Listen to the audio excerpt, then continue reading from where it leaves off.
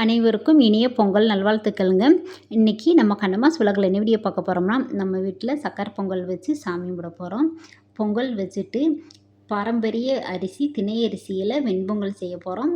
Plain sambar, தேங்காய் சட்னி, வெங்காய பஜ்ஜி இதெல்லாம் தான் செய்ய போகிறோம். வீடியோவை ஸ்கிப் பண்ணாமல் பாருங்கள். இப்போ பொங்கல் வைக்க ஆரம்பிச்சாச்சுங்க. சக்கரை பொங்கல் பச்சரிசி, ரேஷன் பச்சரிசி நல்லா கழுவி அந்த அரிசி கழுவுற தண்ணியில் தான் பொங்க பானையில் ஊற்றி நம்ம பொங்க வைக்க போகிறோம்.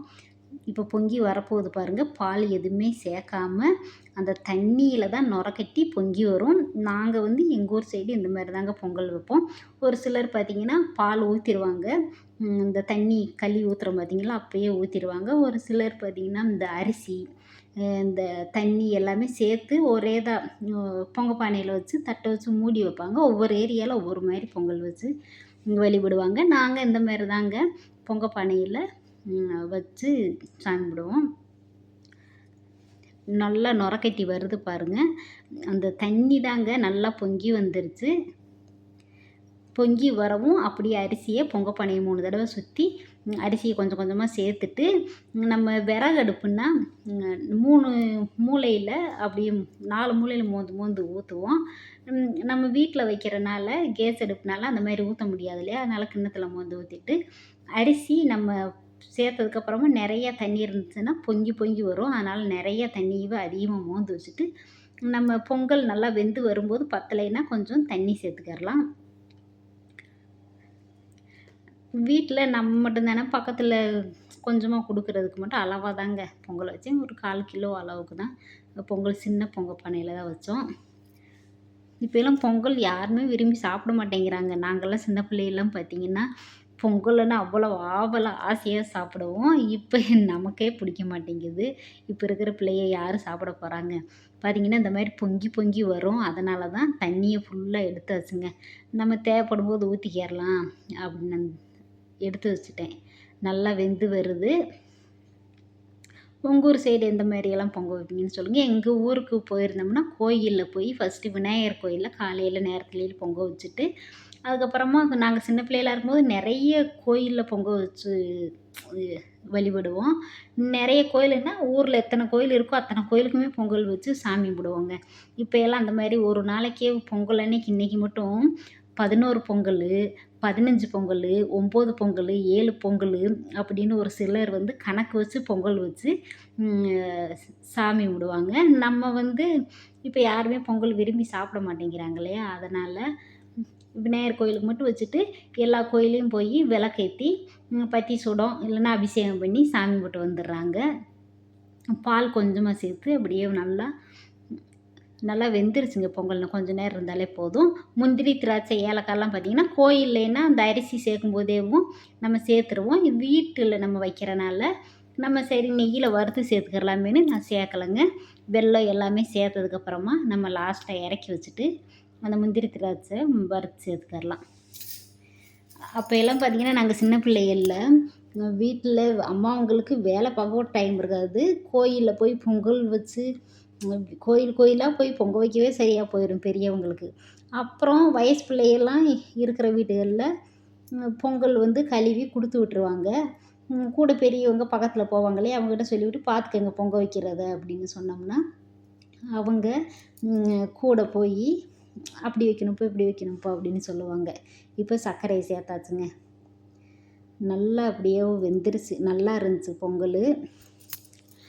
அந்த மாதிரி போய் பொங்கல் வச்சுட்டு வருவோம். நாங்கள்லாம் ஒரு செட்டாக வயசு பிள்ளைகளாகவும் போவோம். பெரியவங்க யாராவது கூட வருவாங்க இல்லையா, பக்கத்தில் இருக்கிறவங்க, அவங்க இந்த மாதிரி வைக்கணும் அப்படின்னு அந்த விறகடுப்பில் வைக்கிறதுனால ஊதணும் பாருங்கள். அப்படியே கண்ணெல்லாம் எரியும், புகையாக வரும், அடுப்பு எரியாது. அந்த மாதிரி எல்லாம் வச்ச அனுபவம் இருக்குங்க. இந்த இது இருக்குது பார்த்தீங்களா, அது நாங்கள் தட்டைன்னு சொல்லுவோம், தட்டைன்னு சொல்லுவோம். இந்த மாடெல்லாம் சாப்பிட்டு தீவனம் அது எப்படி இந்த சோளத்தட்டை, இந்த கம்பு தட்டை, சோளத்தட்டை மெயினாங்க. அந்த தட்டையெல்லாம் கொண்டு போனோம்னா அப்படி பொசு பொசு பொசுன்னு சீக்கிரமாக எரிஞ்சிரும். எரிஞ்சதுக்கப்புறமா சீக்கிரமாக அமர்ந்துடும். கங்கு இருக்காது. அது அப்படியேவும் சாம்பல் மாதிரி சீக்கிரம் இதாயிரும். விறகுன்னா தான் கங்கு இருக்கும். அந்த கங்கு இல்லாமல் ஒன்றும் இல்லாமல் ஊதி எரியாமல் கண்ணெல்லாம் எரியும். இங்கிட்டு தொடுச்சு அங்கிட்டு தொடுச்சு ரொம்ப இதாக இருக்கும் பாருங்கள். அந்த அனுபவமெல்லாம் இப்போ எல்லாம் இன்னுமே பார்த்திங்கன்னா எங்கள் ஊர் சைடு அந்த மாதிரி தான் வைப்பாங்க. இருந்தாலும் நாங்கள் இருக்கும்போது அந்த மாதிரி இருந்துச்சுங்க. இப்போ எல்லாம் அப்படியே இல்லை. இப்போ திராட்சையே எல்லாம் வறுத்து போட்டாச்சுங்க. நல்லா ரெடி பண்ணியாச்சு பொங்கல். கோயில்லைன்னா பார்த்திங்கன்னா அந்த விறகடுப்பில் வைக்கும்போது இந்த சாம்பல் இருக்கும் பார்த்தீங்களா, அதை அப்படியே தண்ணியில் நனைச்சி அப்படியே இந்த ராமம் பட்டை போடுவோம். இப்போ வீடுனால இந்த திருநீர் எடுத்து அப்படியே போட்டு வைக்கிறோங்க. பொங்கல் ரெடி பண்ணியாச்சு. இந்த சாமி கும்பிட வேண்டியதாங்க. பொங்கலுக்கு சாமி பூஜை ரூமில் வச்சு விட்டு நம்ம அடுத்து திணை அரிசி பாரம்பரிய அரிசியில் வெண்பொங்கல் சாம்பார் எல்லாமே ரெடி பண்ணிக்கிறலாம். ஃபஸ்ட்டு சாம்பார் தான் வைக்கணும். இந்த மாதிரி கிண்ணத்தில் பொங்கல் தண்ணியை கழுவி ஊற்றி கரண்டி வச்சு கொடுத்து விடுவாங்க. தலையில் வச்சு பிடிக்க தெரியாமல் தலையில் வைக்க தெரியாமல் கொண்டு போவோம். அதெல்லாம் அந்த காலமில் அது ஒரு அனுபவங்க. இது பாருங்கள், பாசிப்பருப்பு துவரம்பருப்பு சின்ன வெங்காயம் பூண்டு 2 பல் கொத்தமல்லி தழை ஒரு தக்காளி பழம் எல்லாமேவும் சேர்த்து உப்பு சாம்பார் தூளுங்க. அவ்வளவுதான்.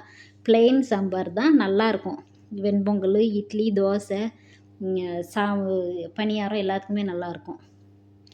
நம்ம இன்றைக்கி பாரம்பரிய அரிசி திணை அரிசியில் வெண்பொங்கல் செஞ்சு சாப்பிட போகிறோம் தை திருநாள் அன்னைக்கு. அப்படி நல்லா கலந்து விட்டு அடுப்பில் வச்சு கொதி வரவும் கொஞ்சம் தண்ணி நான் கொஞ்சம் கெட்டியாக தாங்க வச்சுருக்கேன்.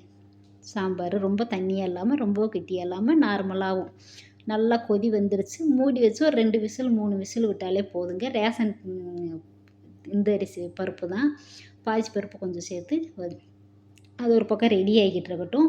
திணை அரிசி ஒரு 1.25 டம்ளர் சேர்த்துக்கிறலாங்க.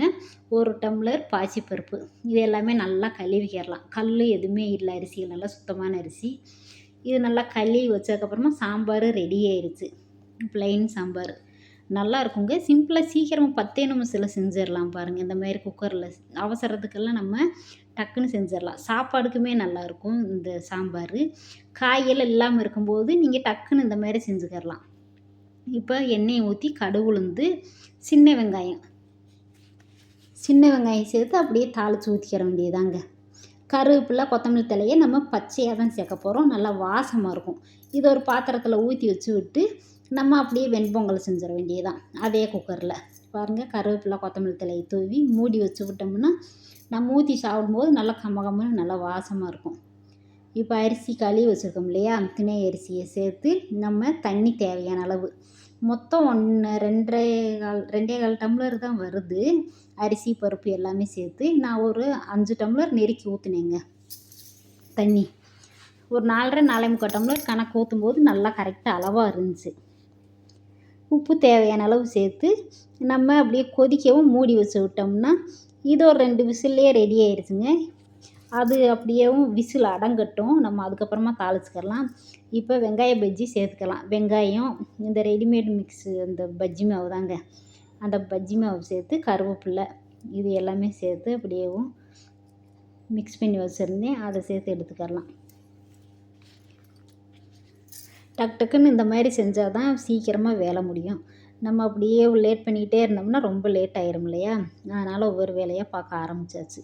ஃபஸ்ட்டு காலையில் பொங்கல் வச்சதுக்கப்புறமா தான் பொங்கல் வச்சு சாமி முன்னாடி வச்சு விட்டு அதுக்கப்புறமா அந்த வேலையெல்லாம் பார்த்தாச்சுங்க. பாருங்கள், கலர்ஃபுல்லாக சூப்பராக ரெடி ஆயிடுச்சு.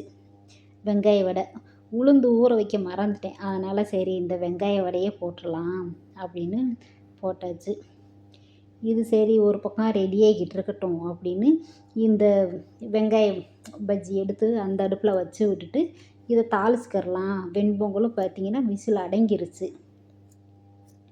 இது அப்படியே நல்லா மிக்ஸ் பண்ணி விடலாம். கரெக்டாக இருக்குங்க. நம்ம தண்ணி ஊற்றுனது எல்லாமேவும் அளவாக இருக்குது. நல்லா குலைவாக நல்லா வெந்துருச்சு.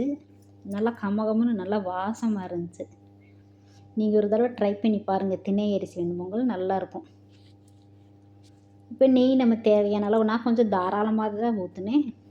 நெய் ஊற்றும்போது நல்லா இருக்கும் சாப்பிட்றதுக்கு. ஹோட்டலில் சாப்பிட்டா போல் இருக்கும். வாங்கி சாப்பிட்றதுக்கு நம்ம வீட்டிலையே செஞ்சு சாப்பிட்டுக்கரலாங்க நல்லா திருப்தியாக. இப்போ நெய் காயவும் முந்திரி இஞ்சி பார்த்திங்கன்னா அப்படியே துருவி வச்சதை அதை சேர்த்துக்கரலாம். சீரகம் மிளகுத்தூள் பெருங்காயம் தூள் எல்லாமே சேர்த்து அப்படியே லேசாக பொரிஞ்சு வரும். அப்படியே நம்ம பொங்கலில் ஊற்றி மிக்ஸ் பண்ணிட வேண்டியது தான். அவ்வளவுதாங்க. அட்டகாசமாக இருக்கும் தினை அரிசி வெண்பொங்கல். இது போல் செஞ்சு சாப்பிடுங்க. கருவேப்பிலை, கொத்தமல்லி தழை அப்படியே பச்சையாக நம்ம சேர்த்து அப்படியேவும் கலந்து வச்சுட்டோம்னா நல்லா வாசமாக இருக்கும் பொங்கல் சாப்பிட்றதுக்கு. இந்த மாதிரி கலந்து வச்சு விட்டுறலாம். நம்ம அந்த நெய்யிலேயே போட்டு சாப்பிட்றத விட இந்த மாதிரி பச்சையாக நம்ம கலந்து சாப்பிடும்போது நல்லாயிருக்கும். அந்த காலத்தில் இருக்கிறவங்களும் இந்த மாதிரி அரிசி சாப்பிட்டாதாங்க உடல் ஆரோக்கியமாக இருந்தாங்க. ஹாட் பாக்ஸு எல்லாம் எடுத்து வச்சு சாம்பார் சட்னி, தேங்காய் சட்னி, வெங்காய வடை எல்லாம் ரெடி ஆயிடுச்சு. பொங்கல் எல்லாமேவும் சாமியெல்லாம் கும்பிட்டு நாங்களுமேவும் சாப்பிட்டோம். தலைவாழை இலை போட்டு தை திருநாளைக்கு காலையிலேயே நாங்கள் எங்களோட ஸ்பெஷல் இதுதாங்க. நீங்கள் என்ன சாப்பிட்டீங்கன்னு சொல்லுங்கள். வீடியோ பிடிச்சா லைக், ஷேர். பாய். நன்றி, வணக்கம்.